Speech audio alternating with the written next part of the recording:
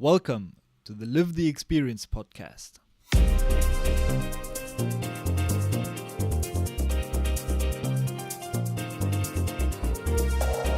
Hi, my name is Lenny and I'm your host. Welcome back to part 2 of my conversation with Max. Max decided to go abroad and volunteer because he wanted to make a difference and apply his business knowledge from his studies somewhere where there's a real need for it. Though in part 1, Max shared how his expectations about his initial projects were not met, confronting him with the challenge and the feeling of not helping enough. That's why we continue in part 2. I asked Max what he did to achieve his desired impact and how he tried to make a difference after all. It's a story about challenges and patience, but it's a beautiful example of how small initiatives can have a positive and long-lasting impact. I hope you enjoy part 2 and talk to you after the episode.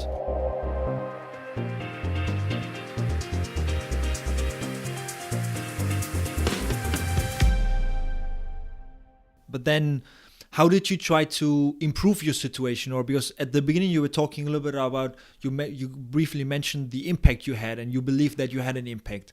But what exactly did you do to improve the situation and to sort of create your impact, that you don't go home with anything? Because what I realized looking at a lot of AIESEC experiences, young people who go abroad on these experiences and are in the same situation as you are, where they believe or they feel like their expectations are not met, the projects are not very well organized, that they sort of sit back a little bit and are not proactive to do something about it.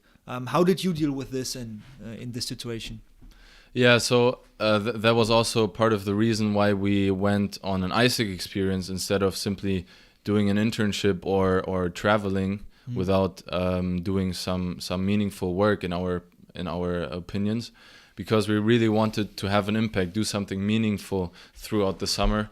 So we always had that attitude after the first 2 weeks that all right, I think this is going to be a challenge to really have an impact through this project, but there are so many problems to be tackled in Tanzania, and I guess in all countries around the world. Some problems, for example. So what we came across, which was really evident, was the amount of trash that was lying around in the streets, especially plastic waste.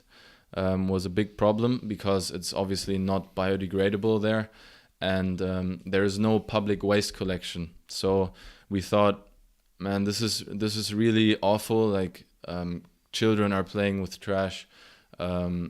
Agriculture is being harmed by the trash. Because they just throw the trash wherever, right? Exactly. Or they have like a big point where they just throw it, but no one picks it up, and it just leaves and rests there, right? Yeah, it just rots there and forever, and it takes years. Yeah, and the problem is that people are not aware of the importance of environmental sustainability. Plastic is non-biodegradable. People don't know, so I'm referring back to the blame game again. But if you blame people, they will never learn from like the implications of their behavior. But what we then tried to do is, because we had some time off as well during the afternoons and in the evenings, we tried to sit down and brainstorm about ideas. So how can we actually improve the situation in our local community? We didn't want to go into an exceptional scale and already like change the world. But that's also not what it has to be, right? Exactly. Like everyone dreams of having the huge impact, but these small things, and now I'm very curious about what you did. It's so important. That's how it works, right? You do a small step and they all add together to be a very big step.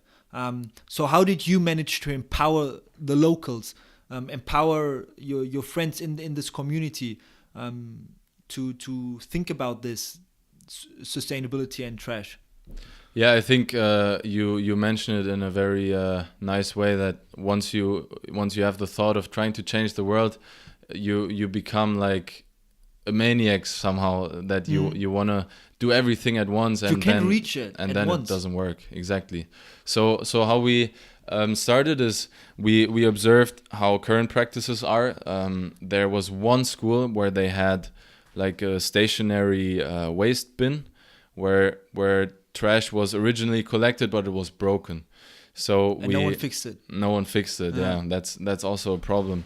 And we tried to kind of we got inspired by this bin and this concept, and then what we did is create a crowdfunding campaign, and we collected the funds in order to build 4 bins initially around the local community. So it impacted, let's say, around, I would say a rough estimate is 3,000 people. 3,000 people. In this local community. And maybe just some details to understand. How much time did you have the crowdfunding campaign up, and how much money did you collect while being in Tanzania, right? Yeah, exactly. So we did it all online. We set it up in the beginning of July. And then within 1 week, we already had more than 500 euros. Only through friends and family, I guess. Right? Yes, exactly. But yeah, within 1 week, we were really surprised and amazed, like how it's crazy how only with friends and family exactly you can crowdfund this. And what did you then do with the money?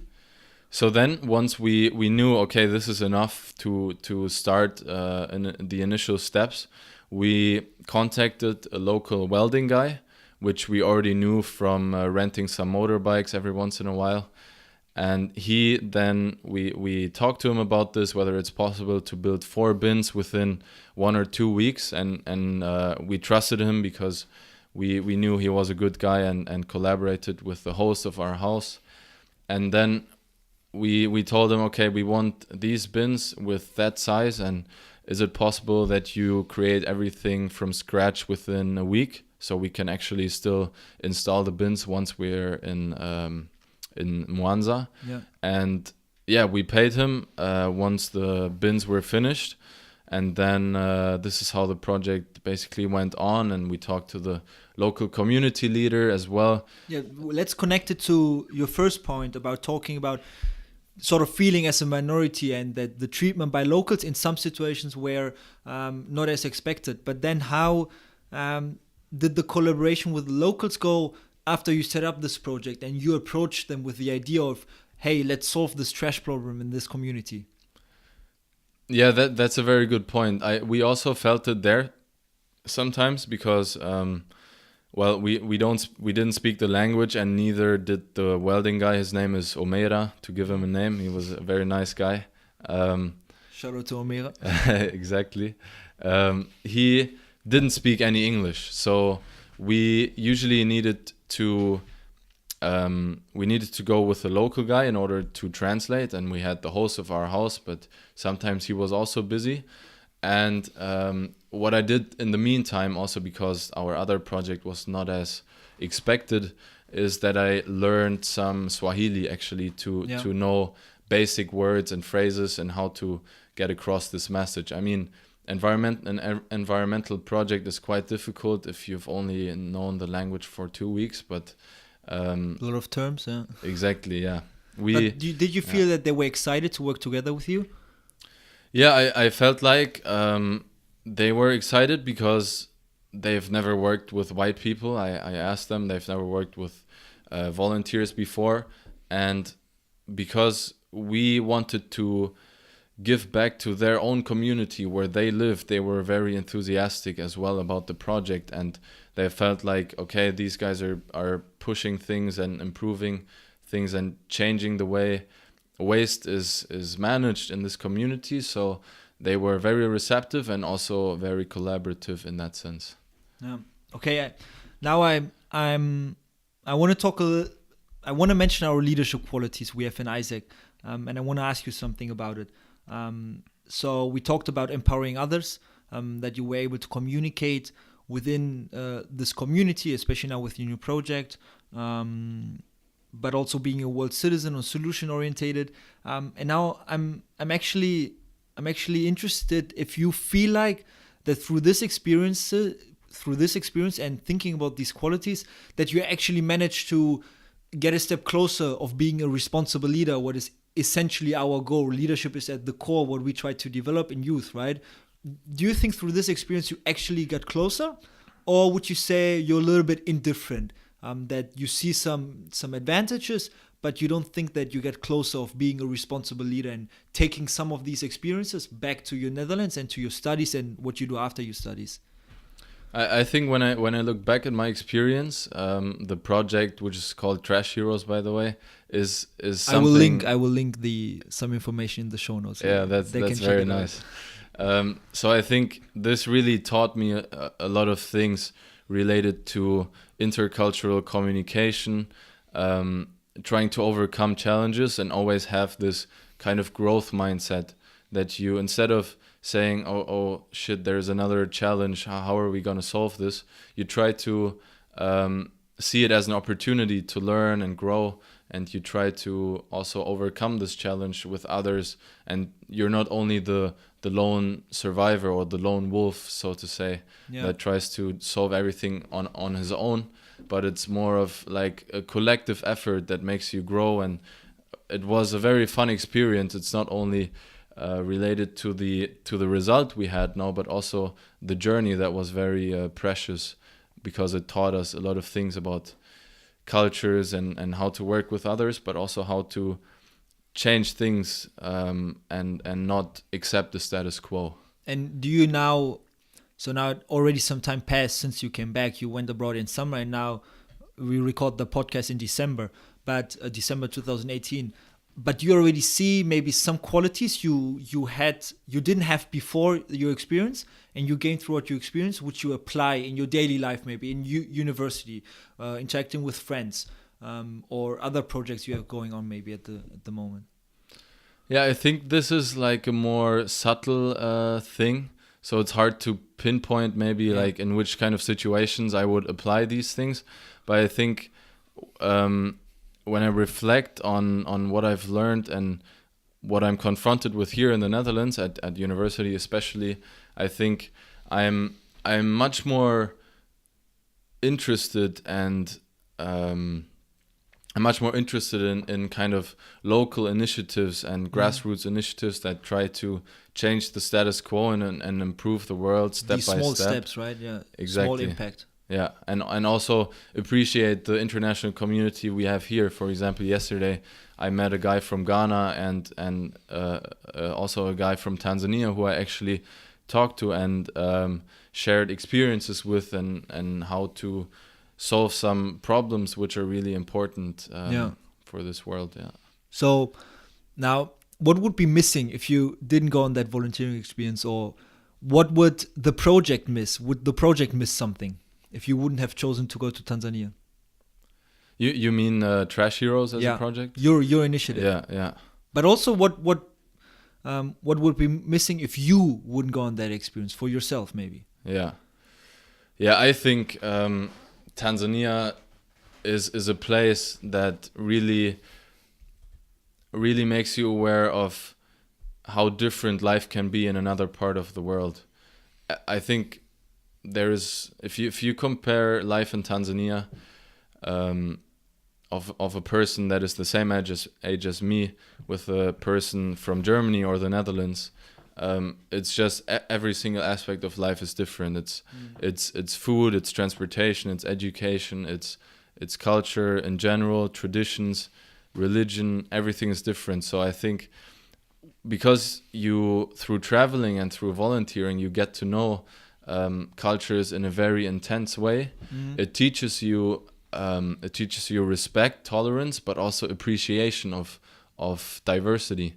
And I think that's a very important skill and value that people have when they go abroad and get to know local people, that they appreciate diversity and don't only look at things from a very, let's say, Western point of view. Yeah. So do you think that through the project you started and you and your girlfriend initiated, that you were able to actually make a difference in this world? Yeah, that's a very good question. We were also not sure in the beginning when starting this project. Okay, now we have 6 more weeks in Tanzania, but actually when we're gone, what will happen? Is it simply that this will be another bin that's going to be broken in 1 year, like the one at the school I talked about, or will it actually have a long-term impact? And because of that challenge again that we talked about, we tried to say, okay, I think it would be kind of sad if we just left this project and left the bins without any further do, because I mean, once the trash is in the bins, the problem is not solved yet. So you actually need to recycle. That's what I wanted to talk about next. Exactly. Take us through what is going on right now, and how exactly you manage. Okay, you fill up the bins, but what if they are full? How's that going? Who empties the bins, if someone empties them at all? That was one of the most pressing issues, let's say, in the first few weeks, which we tried to overcome. And eventually we talked to local people, the local leader, and we presented to him, or we told him, see, we would really like to involve the local community in this Trash Heroes project. So what we did is we hired a local person, a man around the age of 25, so a pretty young guy, who is already managing waste in the local community, and we pay him a weekly salary, which is not much. It's around 10,000 shillings, which gives him, let's say, I don't know, Put it into comparison to the average, like minimum wage in Tanzania. Can you? Well, minimum wage is a difficult thing in these what's kind the of average economies. wage? But with these 10,000 shillings weekly, he would be able to feed himself, let's say, 5 meals. Okay. So this is something. So it's not a full-time job, but it's No. a side hustle. Exactly, yeah. It's a side hustle. So it's 4 bins. He will maybe take 5 hours a week to manage these bins, and what he then does is he empties them every week, and he transfers the waste to local recycling stations. So especially the plastic from bottles can be recycled. Other plastic that cannot be recycled is taken to the dumpster places of the city. I mean, the world is not going to change entirely from one day to another.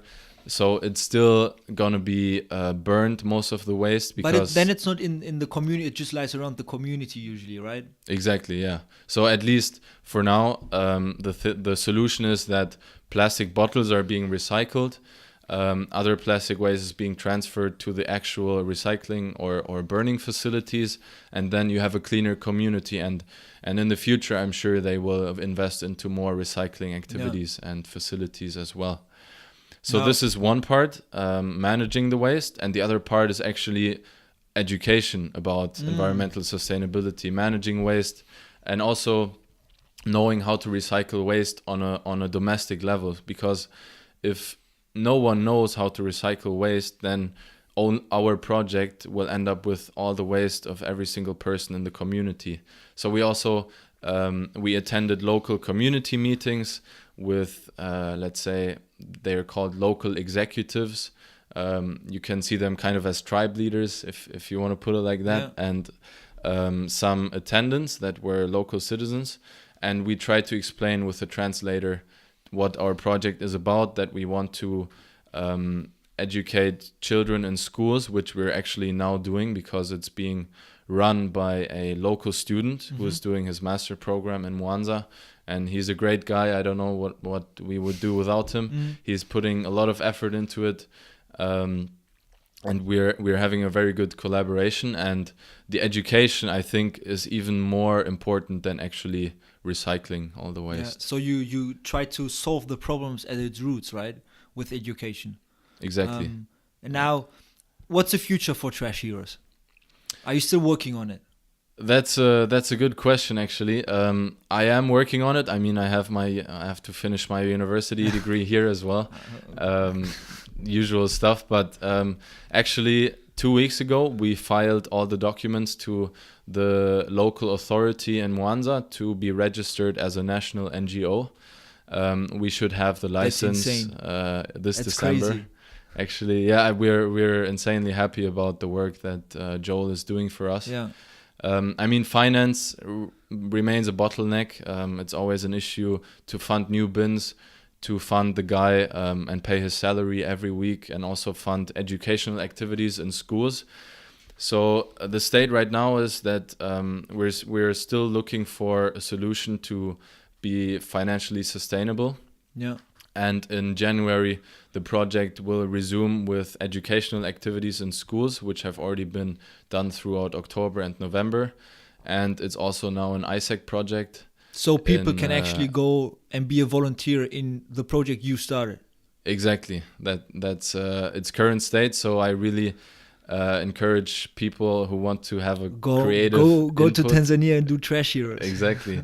We really value creative input, and you have a pretty let's say you don't have very fixed responsibilities, but you work in every field, be it marketing, education, or actually environmental sustainability. And I can only recommend the project. You started it. Yeah, there is a great executive, and we already had one volunteer in October and November. She's unfortunately gone now. She was from Finland, and she was also a great addition to Joel, the local student who is running it, because it's not a one-man project. It's a collective effort, as I said, and yeah. Awesome. Well, Max, thank you a lot for this inspiring story. I really feel that a lot of people can learn something from this. Being in this situation, expectations are not met, or expectations are not as you thought with your initial project. But then having the courage and the drive to come up with an individual project and looking, okay, what is going wrong here? How could we help? How can we, now you have a business background, you have an emerging markets background. So how can I use my strength to actually have an impact here, so my time is not wasted? And now I'm always, we sit together last year and thought about where could you go, and then you wanted to go to Tanzania, and now seeing this project actually being an opportunity for more people to go there and volunteer for the very same project, that really blows my mind. And I will for sure add the opportunities link in the show notes so people can check out the project and can also see what progress has been made now, and hopefully we'll get some interested students going to Tanzania to continue with your project. Yeah, also big shout out to AIESEC Maastricht. You guys were a great help for me. And also, as you said, it's amazing what you can achieve within such a short amount of time. But you guys made it possible for me and my girlfriend to go to Tanzania. So also big thank you to you and for having me today. Awesome. Then all the best for the future, and let's hope to see Trash Heroes somewhere big sometime. Yeah, we're all Trash Heroes deep in our minds. Nice. Awesome. See ya. Wow. What an achievement by Max. If you want to check out Trash Heroes, make sure to check the link to their Facebook page in the show notes. As Max already mentioned, you can actually volunteer in this project that he set up. You can find the link to the opportunity in the show notes as well. If you're interested, make sure to contact your local AIESEC office. They can provide you with all the information you need. If you have any questions, if you have feedback for me or other thoughts you want to share with me, please contact me. You can reach me at leonard.müller@aisec.net. If that was too German for you, you can find my mail in the show notes as well. If you like this podcast, please rate it and share it with your friends and family. It means a lot to me. Talk to you next episode.